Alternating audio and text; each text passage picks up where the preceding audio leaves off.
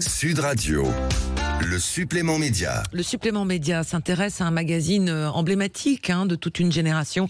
C'est le magazine Notre Temps qui va se réinventer à partir de demain. Et on est avec la rédactrice en chef Marie Offray. Bonjour Marie. Bonjour. Alors c'est un petit événement, la sortie d'un, on va dire le renouveau d'un magazine tellement emblématique, Notre Temps. Comment on s'y est préparé pour la rédaction ? Écoutez, ça a été une longue préparation puisque ça fait environ 1 an qu'on y travaille. 1 an en consultant extrêmement largement autour de nous. On n'est vraiment pas resté à la rédaction dans notre tour d'ivoire. On a consulté d'abord toutes les personnes avec qui on travaille régulièrement. De tous les métiers, et puis on est évidemment parti à la rencontre de nos lecteurs. On a fait énormément de groupes lecteurs, puis ces lecteurs, vous savez, à Notre Temps, on les rencontre très régulièrement. On organise des débats, on organise des rencontres avec eux, évidemment on les interviewe régulièrement, on part en croisière souvent avec eux aussi, donc voilà, on les connaît. Donc depuis 1 an, on les a vraiment sondés pour savoir ce qu'ils avaient envie de découvrir encore plus dans Notre Temps, et donc voilà, on y a mis environ 1 an, et voilà, enfin le journal sort chez nos abonnés, chez nos 300 000 abonnés, sort demain. Voilà, on vient de recevoir les bonnes feuilles, on est tous extrêmement attentifs, et on a vraiment très hâte de savoir comment il va être reçu. Oui, parce en tout cas, pour le moment, il est bien reçu. Il est bien reçu. Voilà, avec donc demain pour les abonnés, c'est la sortie. Le 7 octobre, ce sera lundi prochain dans les kiosques. Alors, Marie Offray, le plus de 50 ans en 1968 et le plus de 50 ans en 2024, il y a un énorme gouffre en fait. On n'est plus les mêmes. Oui. Non, on n'est plus les mêmes. On est beaucoup plus jeunes au même âge, en fait. Après, vous dites plus de 50 ans, c'est vrai. Nous, on ne met pas de barrière d'âge, en fait. Finalement, on entre dans notre temps, je dirais, parce qu'on vit un certain nombre de transitions de vie, comme on les vit à l'adolescence, comme on les vit dans sa vie de femme et d'homme. On arrive à lire Notre Temps.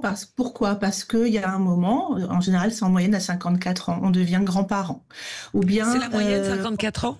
Ouais, pour les femmes, 56 ans pour les hommes. Ça paraît très très jeune, mais c'est une moyenne. On arrive également à 50 ans et quelques, je dirais, c'est la question de fin de carrière qui arrive. Il y a également évidemment le côté vertigineux de la retraite, et puis toutes ces inconnues qu'on a vues apparaître, notamment l'année dernière à la faveur de la réforme des retraites. Et puis il y a toutes les questions de conjugalité aussi qu'on se pose au moment justement de cette arrivée à la retraite. On se dit voilà, je vais passer 24 heures sur 24 avec le même homme, avec la même femme. Est-ce que j'ai vraiment envie de ça ? Voilà. Donc toutes ces questions-là, on les traite dans Notre Temps. Nous, on aime bien dire qu'on est un magazine à la fois, on pratique du journalisme de solution, mais très positif, et également un journalisme serviciel, c'est-à-dire on rend vraiment service à nos lecteurs. Et puis, je vous ai pas parlé aussi quand même du nerf de la guerre, c'est de l'argent.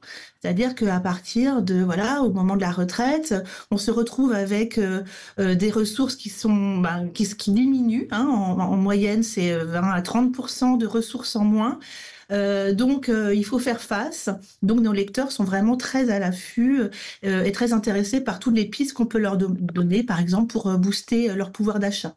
Alors, vous vous adressez évidemment en priorité, même si ce n'est pas votre cible, comme vous dites, mais aux aînés. Est-ce que cette génération a un avantage pour vous dans les ventes, c'est-à-dire qu'ils sont plus vers le tirage papier que vers le numérique? C'est vrai que les journaux comme le Parisien ou autres, on voit que maintenant le numérique leur rapporte beaucoup plus d'argent que le papier.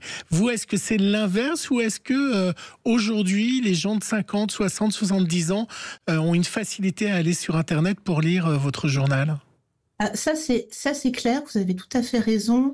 C'est vrai que notre dernière formule datait de l'avant-Covid, et je dirais que l'après-Covid, il y a un grand changement, notamment dans les usages numériques. Nos lecteurs sont devenus extrêmement agiles sur toutes ces questions de WhatsApp. Voilà, ils communiquent en famille, ils vont sur Instagram. Enfin, ils sont très. Les seniors sont connectés alors.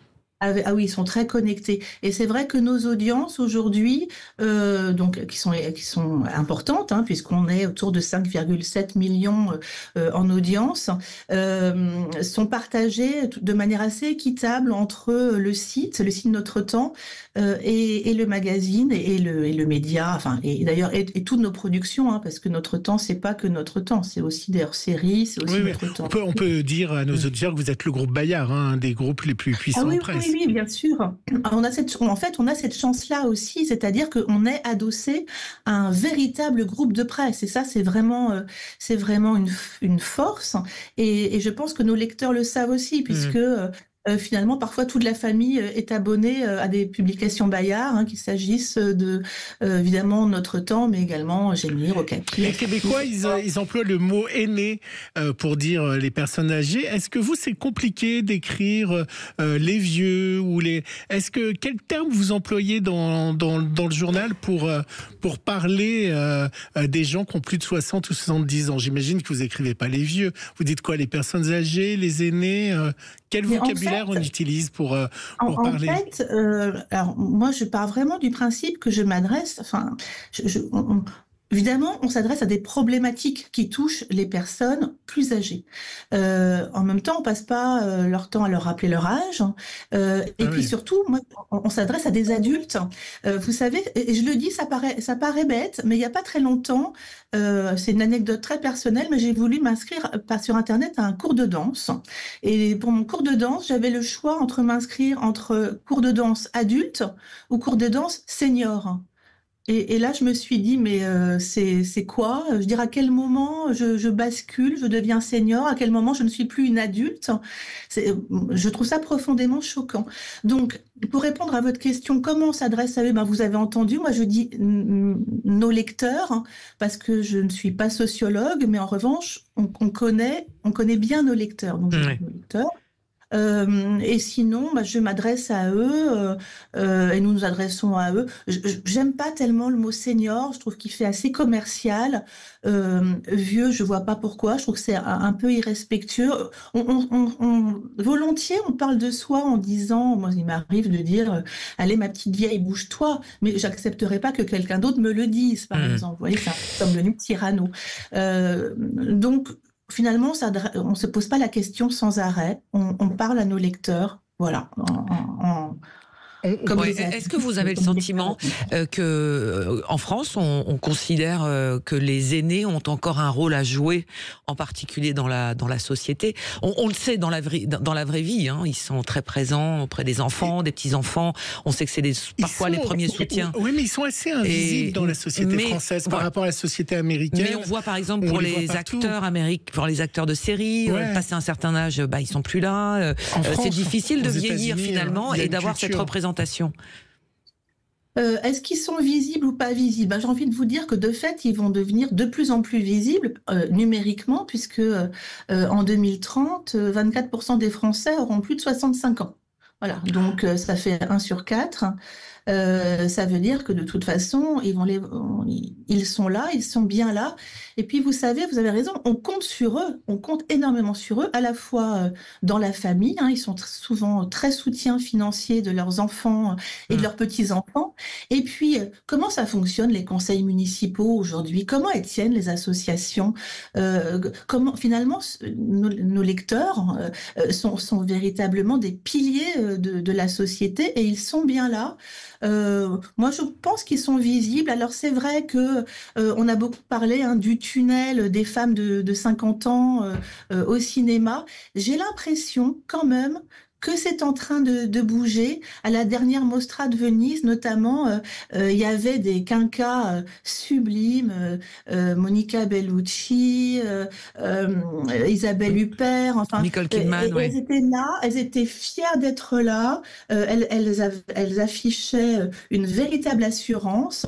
Moi, je pense qu'elles peuvent même être des modèles pour des plus jeunes. Est-ce que c'est dur d'avoir de la publicité en dehors des fauteuils électriques, des marches qui montent tout seuls, ou des produits contre le diabète. Est-ce que vous avez des produits? Non, mais c'est une vraie question.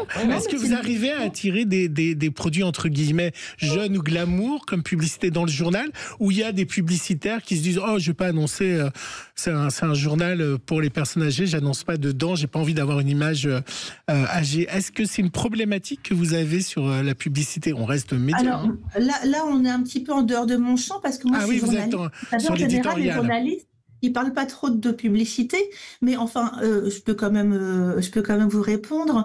Par exemple, dans le prochain numéro, on a une publicité pour une voiture. Ah, génial. Je ne sais plus laquelle, mais en tout cas, et c'est vrai que c'est assez malin de la part des constructeurs de voitures d'annoncer chez nous, parce que finalement, qui aujourd'hui achète des voitures neuves? C'est pas les trentenaires, hein. C'est plutôt les personnes de 50, 60, 70 ans qui veulent avoir de la qualité, qui veulent pas s'embêter avec des occasions. Donc ça, donc vous voyez, pour répondre à votre question, oui, c'est vrai qu'on va pas se cacher qu'il y a des publicités pour les montes-escaliers. Après, vous savez, les montes-escaliers, c'est utile. Ah oui, c'est utile à la fois pour les personnes qui sont en baisse d'autonomie, mais c'est également utile pour leurs enfants. C'est-à-dire que nous, on couvre 2 générations. On couvre à la fois la génération des 50, 60 ans et puis des 80, 90 et plus. Et donc, on parle beaucoup aux aidants aussi, à ces fameux aidants familiaux dont on parle beaucoup et qui ont besoin d'informations pour pouvoir maintenir leurs proches à domicile. Donc avoir des publicités pour des montes escaliers, moi je trouve pas ça du tout choquant. Peut-être que mon œil s'est habitué, mais en tout cas là ça apporte un vrai service, c'est bien aussi. Merci Marie. Merci Marie-Offray, rédactrice en chef de Notre Temps. Donc la nouvelle formule dès demain, donc pour la formule des abonnés sur Internet, mais également lundi en kiosque, nouvelle formule de ce magazine emblématique. C'est bon d'être libre. Absolument. C'est super comme slogan. Ouais. Merci et bonne continuation à Notre Temps. Merci beaucoup Marie-Offray. Dans un instant, le débat. Et demain, on sera avec Michel Simès. On restera un peu sur le côté médecine. Absolument. Comment bien vieillir. Le 10h midi, Sud Radio Média, Valérie Expert, Gilles Gansman.